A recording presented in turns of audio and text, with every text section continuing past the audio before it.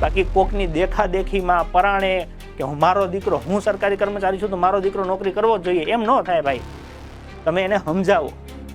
આપણે એટલે સૌથી પહેલા સ્પર્ધાત્મક પરીક્ષામાં જો કોઈની જરૂર હોય તો સરકારી નોકરી કરવાનો નિર્ણય તમારો પોતાનો હોવો જોઈએ. વિદ્યાર્થીનો પોતાનો નિર્ણય હોવો જોઈએ કે મારે તૈયારી કરવી છે તો જ સરકારી નોકરી મળે. કેમ કે અત્યારે ફોર્મ ભરાશે ને ઉત્સાહમાં આવીને તમે કહો બધું મૂકી દો તૈયારી કરો, એ ઉત્સાહ તમારો અઠવાડિયામાં નીકળી જાય. એવા માઇક આંગળા વેળા ન કરાય. ઈચ્છા હોવી જોઈએ તમારી પોતાની.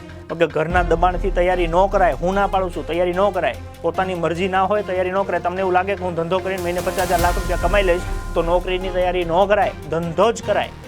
પણ જીવનમાં એમ થાય કે સરકારી નોકરી સિવાય મારાથી કાંઈ થાય એવું નથી, ઓકે, તો જ તૈયારી કરાય. ન કે કોઈ પરિવારના સભ્યોની ઈચ્છાથી, દબાણથી કે કોઈની દેખાદેખીથી. કાકાનો દીકરો લાગી ગયો એટલે તારે લાગવું પડે, ફઈની દીકરી લાગી ગઈ એટલે તારે લાગવું પડે, એવું દેખાદેખી સરકારી નોકરી ન થાય અને દબાણે ન થાય, પરાણે ન કરાવડાવાય.